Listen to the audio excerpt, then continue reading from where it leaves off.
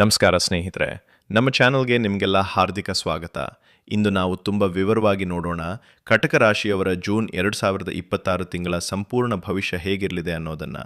ಹಾಗಾಗಿ ವಿಡಿಯೋವನ್ನು ಕೊನೆಯವರೆಗೂ ತಪ್ಪದೇ ನೋಡಿ. ಕಟಕ ರಾಶಿಯವರಿಗೆ ಜೂನ್ ತಿಂಗಳು ಮಿಶ್ರ ಫಲಗಳ ಜೊತೆಗೆ ಕೆಲವು ದೊಡ್ಡ ಅವಕಾಶಗಳನ್ನು ಕೂಡ ತರುತ್ತಿದೆ. ಈ ತಿಂಗಳಲ್ಲಿ ನೀವು ತೆಗೆದುಕೊಳ್ಳುವ ನಿರ್ಧಾರಗಳು ಮುಂದಿನ ಕೆಲವು ತಿಂಗಳ ಭವಿಷ್ಯವನ್ನು ಬದಲಾಯಿಸಬಹುದು. ಬಹುಕಾಲದಿಂದ ನಿಂತಿದ್ದ ಕೆಲಸಗಳು ನಿಧಾನವಾಗಿ ಮುಂದೆ ಸಾಗಲು ಶುರುವಾಗುತ್ತವೆ. ನಿಮ್ಮ ಮನಸ್ಸಿನಲ್ಲಿ ಹೊಸ ಆಲೋಚನೆಗಳು ಬರುತ್ತವೆ. ಕೆಲವರು ಜೀವನದಲ್ಲಿ ಹೊಸ ಆರಂಭ ಮಾಡಲು ಯೋಚಿಸಬಹುದು. ಈ ತಿಂಗಳಲ್ಲಿ ನಿಮ್ಮ ಆತ್ಮವಿಶ್ವಾಸ ಹೆಚ್ಚಾಗುತ್ತದೆ, ವಿಶ್ವಾಸ ಹೆಚ್ಚಾಗುತ್ತದೆ.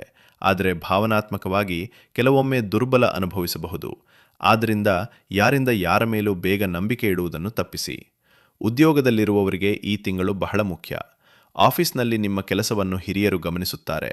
ಹಿಂದೆ ಮಾಡಿದ ಪರಿಶ್ರಮಕ್ಕೆ ಈಗ ಫಲ ಸಿಗುವ ಸಮಯ ಬರುತ್ತದೆ. ಆದರೆ ಕೆಲಸದ ಒತ್ತಡ ಕೂಡ ಹೆಚ್ಚಾಗಬಹುದು. ಒಮ್ಮೆ ನಿಮಗೆ ನಾನು ಮಾತ್ರ ಏಕೆ ಎಷ್ಟು ಕೆಲಸ ಮಾಡಬೇಕು ಅನ್ನೋ ಭಾವನೆ ಬರಬಹುದು. ಜೂನ್ 10 ನಂತರ ನಿಮ್ಮ ಕೆಲಸದ ವೇಗ ಹೆಚ್ಚಾಗ್ತದೆ. ಹೊಸ ಉದ್ಯೋಗ ಹುಡುಕ್ತಿರುವವರಿಗೆ ಇಂಟರ್ವ್ಯೂ ಕಾಲ್ಸ್ ಬರಬಹುದು. IT ಕ್ಷೇತ್ರ, ಟೀಚಿಂಗ್, ಗವರ್ಮೆಂಟ್ ಎಕ್ಸಾಮ್ಸ್, ಬ್ಯಾಂಕಿಂಗ್ ಮತ್ತು ಬಿಸ್ನೆಸ್ ಕ್ಷೇತ್ರದಲ್ಲಿರುವವರಿಗೆ ಉತ್ತಮ ಅವಕಾಶಗಳು ಕಾಣಿಸ್ತಿವೆ. ಹಣಕಾಸಿನ ವಿಷಯದಲ್ಲಿ ಈ ತಿಂಗಳು ಜಾಗೃತೆ ಅಗತ್ಯ. ಹಣ ಬರುತ್ತದೆ, ಆದರೆ ಅದೇ ವೇಗದಲ್ಲಿ ಖರ್ಚು ಕೂಡ ಆಗಬಹುದು. ವಿಶೇಷವಾಗಿ ಮನೆ ಖರ್ಚು, ವಾಹನ ರಿಪೇರ್, ಮೆಡಿಕಲ್ ಎಕ್ಸ್ಪೆನ್ಸಸ್, ಕುಟುಂಬದ ಜವಾಬ್ದಾರಿಗಳು. ಇವುಗಳಿಂದ ಹಣ ಉಳಿಸಲು ಕಷ್ಟವಾಗಬಹುದು. ಆದರೆ ತಿಂಗಳ ಕೊನೆಯ ಭಾಗದಲ್ಲಿ ಹಣಕಾಸು ಸ್ಥಿತಿ ನಿಧಾನವಾಗಿ ಸುಧಾರಿಸುತ್ತದೆ. ಹಳೆಯ ಸಾಲ ವಾಪಸ್ ಸಿಗುವ ಸಾಧ್ಯತೆ ಇದೆ.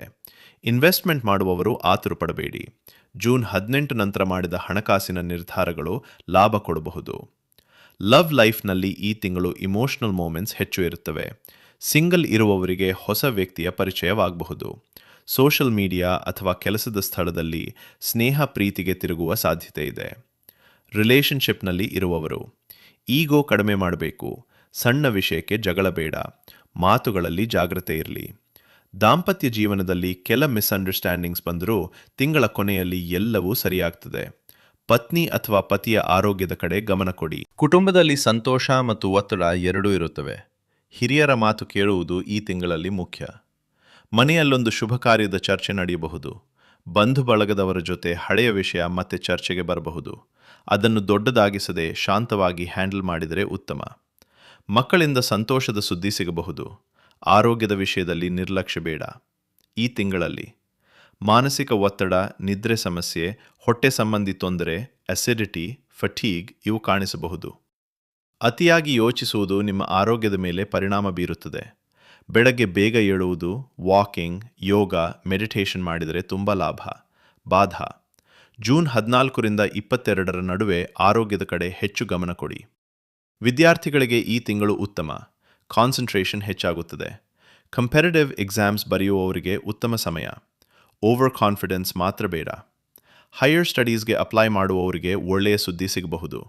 ಹೊಸ ಕೋರ್ಸ್ ಅಥವಾ ಸ್ಕಿಲ್ ಲರ್ನಿಂಗ್ ಆರಂಭಿಸಲು ಇದು ಸೂಕ್ತ ಸಮಯ.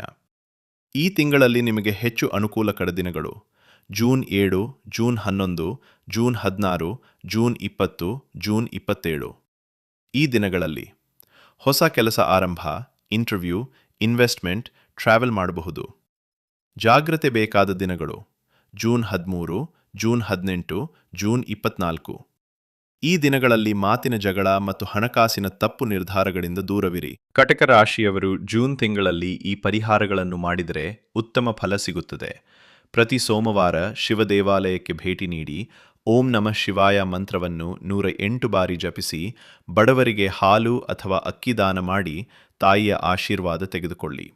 ಜೂನ್ 2026 ಕಟಕ ರಾಶಿಯವರಿಗೆ ಪರಿಶ್ರಮಕ್ಕೆ ಫಲ ಸಿಗುವ ತಿಂಗಳು. ಭಾವನಾತ್ಮಕವಾಗಿ ಸ್ವಲ್ಪ ಸವಾಲಿನ ತಿಂಗಳು, ಆದರೆ ಭವಿಷ್ಯಕ್ಕೆ ಒಳ್ಳೆಯ ಅವಕಾಶಗಳನ್ನು ತರುವ ಸಮಯ. ಧೈರ್ಯ ಕಳೆದುಕೊಳ್ಳಬೇಡಿ. ನೀವು ತೆಗೆದುಕೊಳ್ಳುವ ಸರಿಯಾದ ನಿರ್ಧಾರ ನಿಮ್ಮ ಜೀವನವನ್ನು ಉತ್ತಮ ದಾರಿಗೆ ಕೊಂಡೊಯ್ಯಬಹುದು. ವಿಡಿಯೋ ಇಷ್ಟವಾದರೆ ಲೈಕ್ ಮಾಡಿ, ಶೇರ್ ಮಾಡಿ ಮತ್ತು ಸಬ್ಸ್ಕ್ರೈಬ್ ಮಾಡೋದನ್ನು ಮರೆಯಬೇಡಿ. ಧನ್ಯವಾದಗಳು.